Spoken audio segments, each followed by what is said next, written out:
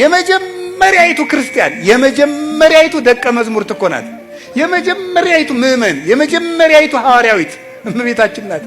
የመጀመሪያይቱ ሰው ሊውጣው የማይችለውን ከባድ ነገር ከሰው አስቀድማ መጀመሪያ ያመነችው እመቤታችን ጉራ አምላክን ትወልጃለሽ። ኧረ በፍጹም ምንድነው የምታወጉት ነው የሚባለው እኮ።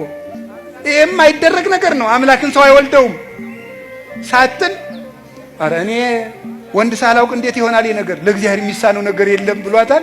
አዎ ለእግዚአብሔርስ የሚሳነው ነገር የለም። እሺ አለች። እንዴ እዚያ በፊት እኮ አምላክን ሰው ወልዶት አያውቅም፣ አይታ አታውቅም፣ ሰምታ አታውቅም። ዘካርያስ እኮ አብርሃም ካረጀ በኋላ ወልዷል የሚለውን ስብከት እያወቀ አንተ ተወልዳለህ ሲለው ማመን አቅቶታል። ድንግል ማርያም ግን ተደርጎ የማያውቅን ነገር ለመጀመሪያ ጊዜ ያመነች የእምነት መሰረት ናት እመቤታችን። እንኳን ሃይማኖት ልትጋርድ ሃይማኖትን የተገለጠባት ነው። ልብ በሉ። ከዚያስ በኋላ ደግሞ የምትወልጂው ልጅ ለዘላለም መንግስቱ የማያልፍ ነው ተባለች። እሺ ስሙ ኢየሱስ ነው ዓለምን ያድናል ተባለች። እሺ ወልዳ ስጨርስ ደግሞ ሕፃኑ ይሞታል ይዘሽው ሽሺ። የማይሆን ነገር ነው። ምንድነው የምትሉት? የምትወልጂው ልጅ ምንድነው ተብላለች? መንግስቱ ለዘላለም ነው። የምወልደው ልጅ ለመንግስቱ ለዘላለም ከሆነ ዮሴፍን እንዴት ሊፈራ ይችላል ብላ እምነቷ እንዴት አልተነካባትም? አይገርማችሁም? የኔ ልጅ ኢየሱስ ነው። ኢየሱስ ማለት መድኃኒት ነው። ዓለምን የሚያድን ከሆነ የአንድ ሰፈር ንጉሥ ፈርቶ እንዴት ይሰደዳል? ይሄ ነገር ፈርቶ የሚሰደድ ከሆነ እንዴት አምላክ ብዬ ልቀበለው እችላለሁ አላለችም። ለሰው ቤዛነት እንደሚሰደድ ስለምታውቀው እሺ። የ15 ዓመት ልጅ ናት።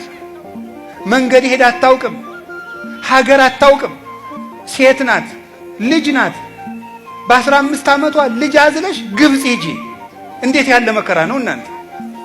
ወደማታውቀው ሀገር መንገድ ሄዳ የማታውቅ ልጅ፣ ያንድ ልጅ እናት አባት የሌላት ወደማታውቀው ሀገር በምንድን ነው የምትሄደው?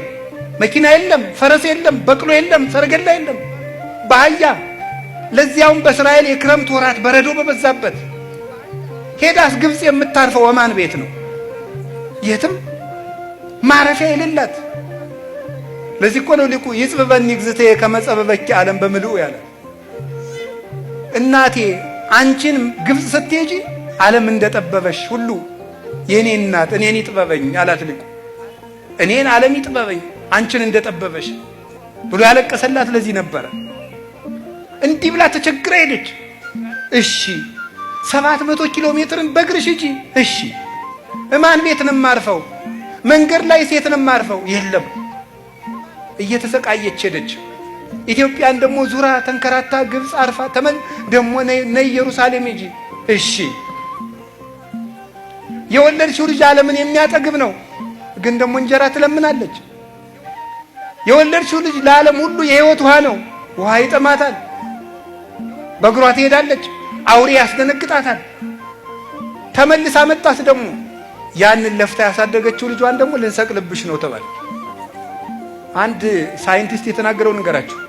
ሁሉም እናቶች ይላል የራሳቸውን የልጆቻቸው ስቃይ የራሳቸውን ያህል ይሰማቸዋል ይላል። ገብቷችኋል? እስኪ በሉ አንዴ ሁሉም እናቶች በሉ። የልጆቻቸው ስቃይ የራሳቸውን ያህል ምን ይላቸዋል? ይሰማቸዋል። ገብቷችኋል ምን ማለት እንደሆነ? ምን ማለት በትክክል አሁን አንድን ሕፃን ልጅ ከእናቱ ፊት መርፌ ብትወጉት መርፌው ወደ ራሷ ሰውነት የገባውን ያህል ያማታል እናቲቱ። ልጅ ድንግል ማርያም እንግዲህ ይሄን መርፌ ብላችሁ አስቡት። ወይም ልጁን በኩርኩም ብትመቱት እዚያ ልጅ ራስ ብቻ ላይ አይደለም ያርፈው፣ ያ ኩርኩም እናቱ ራስ ላይ ያርፋል። ይሰማታል ህመሙ። አሁን ወደ ክርስቶስ ወሰዱት። አዝላ ግብጽ ድረስ የተንከረተተችለትን ልጇን ፊት ለፊት አይኗ እያየ ክንድ ሙሉ ችንካር ገብቶበት ተመለከተች። በጦር ተወግቶ አየችው፣ ደምቶ አየችው። ይህንን ሁሉ ስቃይ አይኗ እያየ የተቀበለች ናት።